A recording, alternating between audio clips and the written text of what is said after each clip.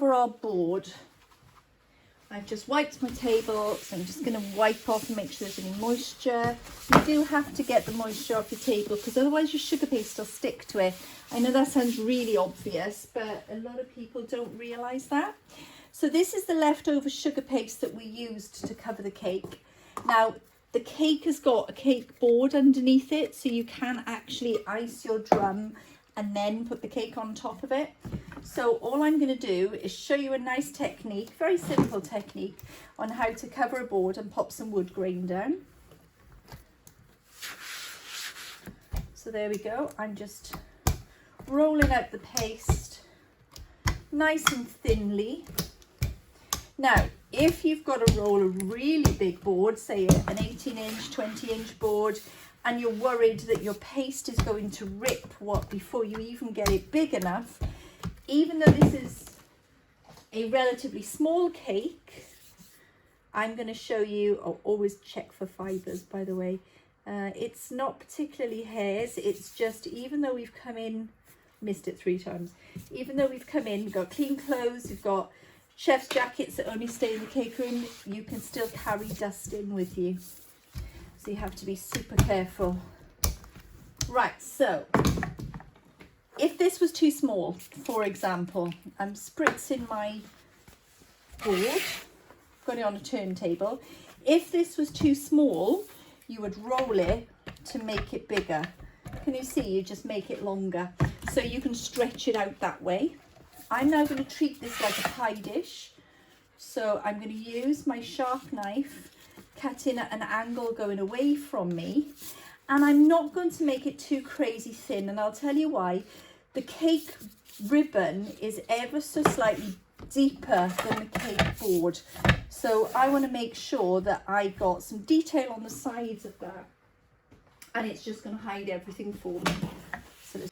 So you can make it thinner if you want to, but I'm not going to, because as I mentioned, when I put the ribbon on the side of the board, that'll give me the detail. But what you can always do is give your board a nice little smooth over. You can pull it towards the edges. That will also help thin it out. It also springs back a little. So if you've got a really lovely stretchy sugar paste, it might spring back from the edges of your board. So this way you just make sure you've got it. So that was about 3 millimeters thick. Because we're putting wood grain, you can go thinner otherwise. Now I'm going to look for my metal ruler, and all I'm going to do this effect, I'm not actually thinking too much about the neatness in the widths of the sizes. I'm just going, we're not quite an inch. I'm looking at the size of the cake that I've got. Now you can measure this out, you can hold it against a ruler while you do these. But I'm just pushing this all the way down. And this is a really firm line, so this is to represent the planks of wood, and then the fine lines are going to represent the actual boards themselves. And I'm not going to worry about that very edge, or shall we? We're going to trim it, watch now. Because we've stretched it, it's going to take off a little bit off that side, and it's just where it stretches coming towards the edge of the cake. So just keep your nice blade clean, just to get off any excess. And it's only towards that side. It stays all right otherwise. So I've got a relatively smooth board. Now you can neaten up that one piece that was at the end, but be careful you don't get yourself a double line, because that's always very frustrating, isn't it, when you do that. I also use the fleshy part of my hand to just catch around all the edges. And then I just want to pop some texture on there. Now you've got 2 options. The easiest option, because of the size of the wood grain that it is just to score with my knife. You can also use a cutting wheel, a pizza wheel, or you can use the veining tool, which is the narrow tool on the other side of your Dresden. That's a Dresden. So you would use the thin side and repeatedly mark lines on it. So let's continue with this one, just so you can see the action. So I'm not digging upright, it's lying down. and the lying down is what gives you a better texture. It also doesn't leave big dents and hollows in the cake. Now, of course, if you're doing a really old wooden floor, you could do that.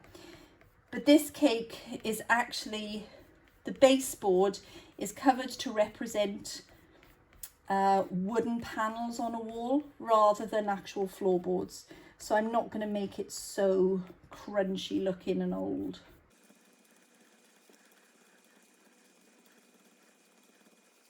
So because I started on one side with the knife, I'm going over that a little bit. And if you've got a line that has disappeared slightly, you can neaten it up with the Dresden. There you go. And you'll find that it just settles into the groove that you've made with the rolling pin, with the ruler, and it'll emphasize those lines and neaten them at the same time. So make sure you don't miss a board. Very easy to do, miss a board when you start at the middle and move to the sides. But what I find is you get into the rhythm when you do the middle, and so it's the sides that'll actually be seen. The middle is kind of hidden underneath the cake. So get your practice in on that middle section of your board before you move to the outside. You can also use your tool a little bit heavier on the edges to get a little bit of texture if you wish.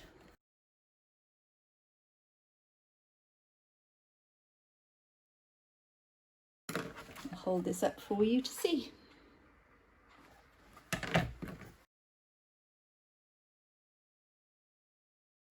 So I've got a few mixtures of colours. So I'm going to show you how to paint using the gel colours as well as some dust colours. So you can mix in your different browns. So we've got Fractal Colors, Squirrel Brown, Milk Chocolate and Dark Chocolate. So what we're going to do, the first thing to do is to go into the depth. Now let's show the experimentation with the gel colours first.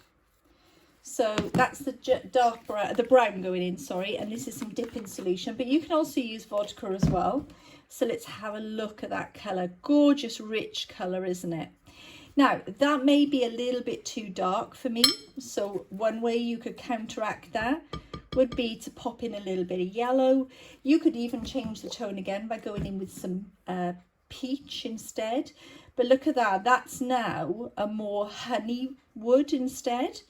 So you've got the darker colour that could go in the gaps, and you've got the honey colour that could go on the top. But what I recommend is doing the whole lot in one. And then what happens is you can wipe off the surface colour a little bit, and we're going to go very loose with this, and we're going to let the colour seep into the cracks, because the particular wood I'm going for is not actually very dark. But by letting the liquidy paint drip in, I'm just getting the nice depth in the grooves, basically. Catch the edges as well, because it looks far more realistic if you catch the edges.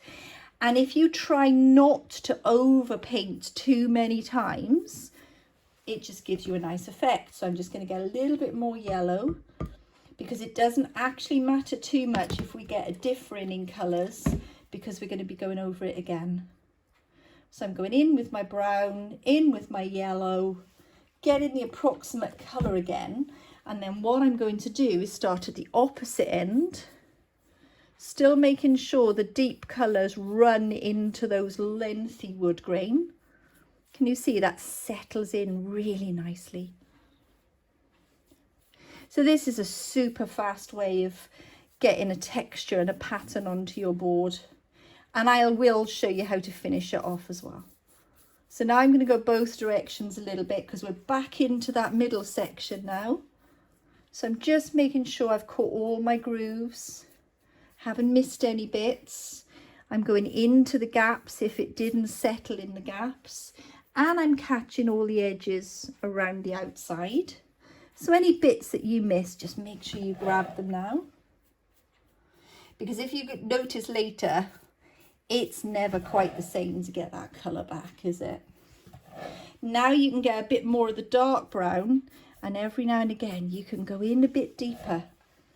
So there's just the stuff that was already on my plate. So you can see when you sit the slightly dark colour on top of the yellowy brown, it doesn't change it too drastically now, and that's because you've got a colour already down. So when you've got that colour already down, it just balances it for you. That's really nice. Super fast way of decorating that board.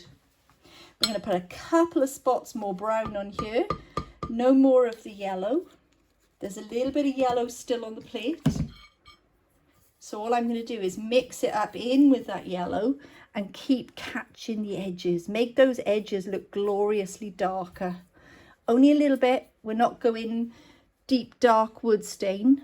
I have got other cakes obviously that I've done which are deep dark wood stain, but this cake doesn't call for that. This cake's called for a nicer sort of paler colour. Make sure you go into the gaps as well. So the bits that you're concentrating on are really at the edge of your cake, because the centre of your board is going to be pretty much covered. And this can then be left overnight if you need it quickly. A lot of people bake their cake boards as well. And all you do is you do it on, well, a prove-in drawer is absolutely perfect. And if you haven't got one of those, you just turn your oven on the lowest setting. If it doesn't go very low, leave the door open and put it on a little bench in front of the cupboard of the oven, and it won't take long before it sets at all. It'll give you a quicker board finish. But I like to leave mine overnight, let it dry naturally, and then the paint changes colour a little bit as well. There we go. I think we are just about done. Can you see the way that lovely bit ran in there? Kind of obsessed with that little bit now. So you want some almost wood stains. You know, this is an old floor, but it's a pale floor. So you want some staining falling into those gaps. And it's not too solid a colour, is it? Get rid of any run marks, because you don't want too obviously run marks. You see those appearing on the side? Just swipe them away. There we go. And we let that dry. And then once it's dry, but not before, I'll give it a good spray with Spectrum Flow Shell and Shine, and that will give it that lovely varnished floor finish. If you want a matte finish, you just leave it as it is. There we go. So that's how to paint and make a wood stained floor.